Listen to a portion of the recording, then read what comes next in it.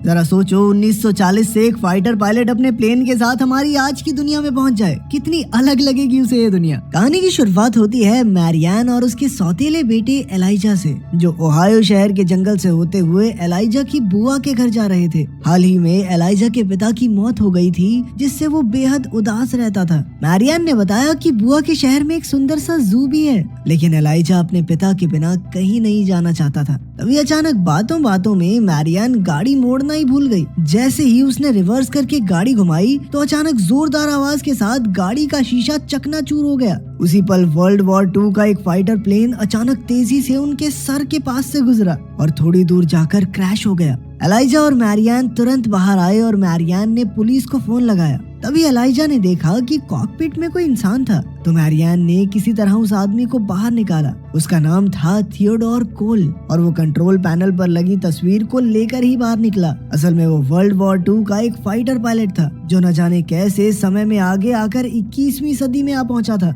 जल्द ही वो जलते हुए प्लेन से दूर आ गए और कोल ने मैरियान का शुक्रिया अदा किया। कोल ने बताया कि वो एक फाइटर पायलट है और उनसे पूछने लगा कि वो बर्मा में क्या कर रहे हैं। तब एलाइजा ने कहा कि तू साले पैग लगा के प्लेन चला रहा था क्या? अमेरिका में है, हम बर्मा में नहीं। लेकिन कोल ने पूरे कॉन्फिडेंस से कहा कि हम बर्मा में हैं और लड़ाई का समय चल रहा है, तुम बाहर क्यों घूम रहे हो? पर फिर आसपास देखने पर कोल को एहसास हुआ कि ये तो वही ओहायो शहर है जहाँ वो रहता था। तभी हम देखते हैं कि आसमान में बादलों के बीच अजीबोगरीब सा चमकता गोला बन गया था। इसके बाद हम देखते हैं कि पुलिस कोल को हॉस्पिटल ले आई, जहाँ उन्होंने मैरियान का भी बयान लिया। उसकी बातें सुनकर पुलिस ने हिसाब लगाया कि कोल का दिमागी संतुलन ठीक नहीं है। इधर एलाइजा सोच रहा था कि कहीं कोल सच में सेकेंड वर्ल्ड वॉर का फौजी तो नहीं। फिर एलाइजा चुपके से कोल के कमरे में गया। वहाँ उसने कोल के लॉकेट को छुआ तो अचानक कोल की आंख खुल गई और उसने एलाइजा को जोर से पकड़ लिया। कोल ने उससे पूछा कि उसे यहाँ क्यों रखा गया है, तो एलाइजा ने बिल्कुल सीरियस होकर पूछा कि क्या वो सच में एक फौजी है।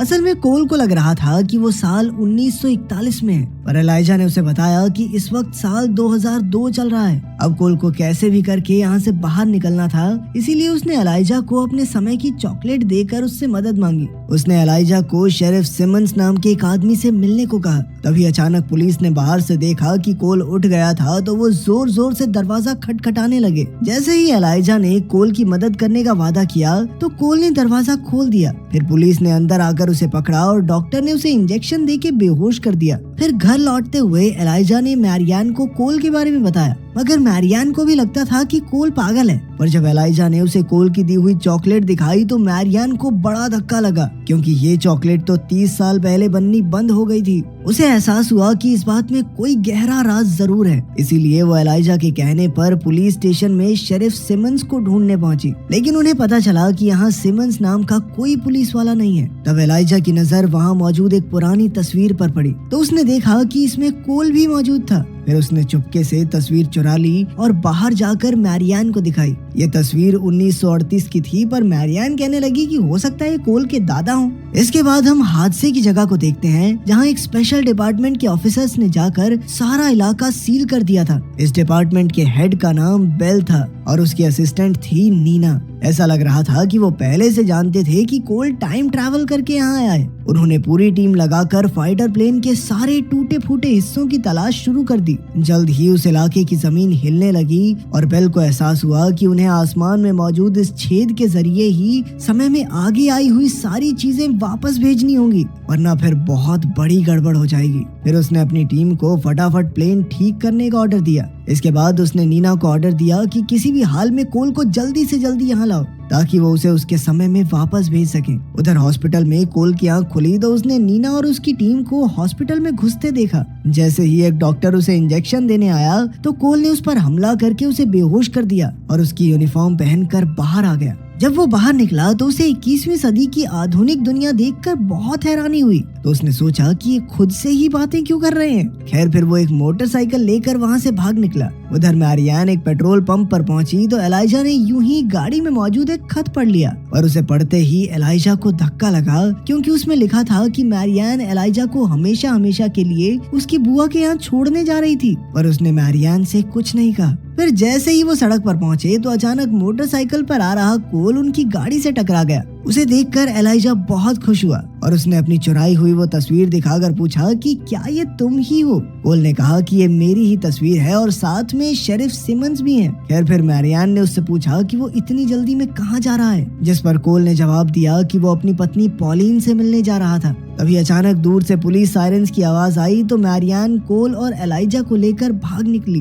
फिर वो कोल के बताए हुए रास्ते पर चलते हुए उसके घर तक आ पहुंचे। घर में जाकर कोल ने पॉलिन को आवाज दी तो एक औरत बाहर आई। फिर उसने मैरियान और एलाइजा को वहाँ देखा तो उसने पूछा कि आप लोग कौन हो। तो मैरियान ने यूं ही बात घुमाकर कहा कि कोल पॉलिन का पुराना दोस्त है और वो उससे मिलने आया है। फिर उस औरत ने कहा कि फिलहाल पॉलिन पॉटरी क्लास के लिए गई है, इसीलिए उन्हें थोड़ा इंतजार करना होगा। तभी कोल की नजर दीवार पर लगी तस्वीरों पर पड़ी और उसे धक्का लगा। असल में पॉलिन ने दूसरी शादी कर ली थी और उसके बच्चे भी थे। अब कोल निराश होकर बाहर जाकर खड़ा हो गया। इधर मैरियान ने इंटरनेट पर कोल के बारे में ढूंढा तो पता चला कि दूसरे विश्व युद्ध के दौरान एक क्रैश में कोल की मौत हो गई थी। उसी वक्त टीवी पर खबर आई कि एलाइजा को किसी ने अगवा कर लिया था। ये खबर देखते ही उस औरत ने तुरंत पुलिस को खबर कर दी। इधर कोल ने पीछे के दरवाजे से भागने की सोची पर वहाँ भी फौजी पहुँच चुके थे। तभी बाहर से लाउड स्पीकर पर ऑफिसर बेल की आवाज सुनाई दी, जिसके बाद कोल हाथ खड़े करके बाहर आ गया। बेल और नीना ने उसके करीब आकर कहा कि वो उसे कोई नुकसान नहीं पहुंचाना चाहते, बल्कि वो तो उसे उसके असली समय में वापस भेजना चाहते हैं। तभी अचानक जमीन फिर से हिलने लगी और नीना ने कहा कि ये सब कोल के टाइम ट्रैवल करके गलत समय में आने की वजह से हो रहा है। ऑफिसर बेल ने कहा कि वो गलती से भविष्य में आ गया है और उसे जल्द से जल्द वापस जाना होगा, वरना बहुत बुरा हो जाएगा। लेकिन उसी वक्त एलाइजा ने बाहर आकर कोल को बताया कि 1941 में क्रैश के समय उसकी मौत हो गई थी और जैसे ही वो अपने समय में वापस लौटेगा उसकी मौके पर ही मौत हो जाएगी। इसलिए वो उसी वक्त कोल के साथ गाड़ी में भाग निकला। जल्द ही पुलिस भी उनके पीछे लग गई, लेकिन कोल इस शहर के पुराने रास्ते जानता था, इसीलिए वो एक सुनसान जंगली इलाके में आ पहुंचा। अचानक गाड़ी का टायर पंचर हो गया और वो दोनों पैदल ही आगे निकल पड़े। फिर वो एक नदी किनारे पहुंचे तो कोल ने बताया कि वर्ल्ड वॉर में जाने से पहले उसने और पॉलिन ने आखिरी बार यहीं डांस किया था। यहीं उसने पॉलिन को अपने प्यार की निशानी के तौर पर एक लॉकेट दिया था। फिर उसने एलाइजा से अपनी मौत का पूरा सच पूछा तो एलाइजा ने बताया कि वो क्रैश के बाद दुश्मन की कैद में मारा गया था। ये सुनकर कोल को लगा कि उसके यहाँ होने से बहुत गड़बड़ी हो रही है, इसीलिए चाहे जो भी हो उसे वापस जाना ही होगा और एलाइजा को उसके साथ नहीं मैरियान के साथ होना चाहिए। मगर तब एलाइजा ने बताया कि मैरियान उसकी सौतेली माँ है और वो तो उसे हमेशा के लिए उसकी बुआ के पास छोड़ने जा रही है। एलाइजा ने कहा कि कोल और वो दोनों एक जैसे हैं क्योंकि उनका इस दुनिया में कोई भी नहीं। पर फिर कोल कहने लगा कि देख भाई, मैं यहाँ पॉलिन के चक्कर में आया था, उसने दूसरी शादी कर ली, बच्चे कर लिए, अब मेरा क्या काम यहाँ पे। लेकिन तब एलाइजा ने कहा कि उसे कोल में अपने पिता की छवि दिखाई देती है। फिर उसने बताया कि उसके पिता भी एक फाइटर पायलट थे जो 1 साल पहले अफगानिस्तान में मारे गए। अब वो कोल को भी अपने पिता की तरह खोना नहीं चाहता था। वहीं दूसरी ओर ऑफिसर बेल और उसकी टीम मैरियान को लेकर अपनी वर्कशॉप में पहुंचे, जहां उनके आदमी कोल के फाइटर प्लेन की मरम्मत कर रहे थे। बेल ने कहा कि सिर्फ मैरियान ही उन्हें एलाइजा और कोल तक पहुंचा सकती है, पर मैरियान ने कहा कि अगर कोल वापस चला गया तो उसकी मौत हो जाएगी। तब बेल उसे कंप्यूटर के पास ले गया और उसे अलग अलग इलाकों के नक्शे दिखाए जहाँ पर लगातार भूकंप बढ़ते जा रहे थे। ये सब आसमान में खुले उस पोर्टल में से आई हुई चीजों के वापस ना जाने की वजह से हो रहा था।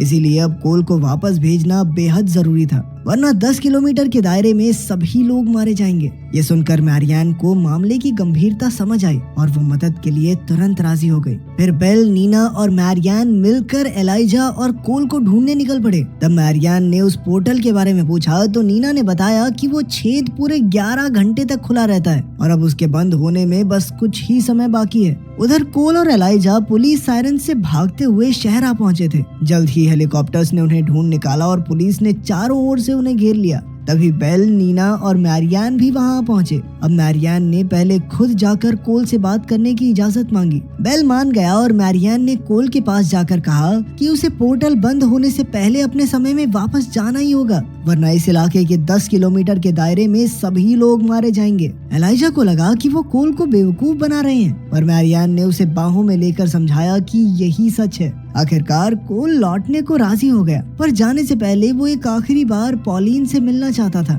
तब वो सभी पॉलिन के घर पहुंचे और बेल ने कोल को 5 मिनट का समय दिया। जब कोल अंदर गया तो पॉलिन टेबल पर बैठी किताब पढ़ रही थी। कोल को देखकर उसकी आंखें चमक उठी और कोल ने उसके पास जाकर माफी मांगी, क्योंकि वो पॉलिन को बिना अलविदा कहे ही युद्ध में चला गया था। कोल ने कहा कि मैं जानता हूँ कि तुम मुझे भूल चुकी हो, लेकिन मैं तो अभी भी तुम ही से प्यार करता हूँ। अब कोल के लौटने का वक्त हो चुका था, पर जाने से पहले पॉलिन ने उसे अपना लॉकेट दिखाया, जिसमें कोल की तस्वीर आज तक मौजूद थी। यह देखकर कोल की आंखें भर आई और उसने पॉलिन को एक आखिरी बार डांस करने के लिए पूछा। फिर उन दोनों ने एक दूसरे की बाहों में डांस किया और बेल कोल को लेने आ गया। कोल वापस आया तो एलाइजा और मैरियान उसका इंतजार कर रहे थे। उसका फाइटर प्लेन उड़ान के लिए तैयार था। तभी एलाइजा ने कोल को जोर से गले लगा लिया। इसके बाद कोल ने मैरियान को अकेले में जाकर कहा कि एलाइजा खुद को बहुत अकेला महसूस करता है, इसीलिए उसे बुआ के घर ना भेजकर अपने साथ रखना चाहिए। तब मैरियान ने एलाइजा को देखा और उसे अपने पति का चेहरा दिखाई दिया।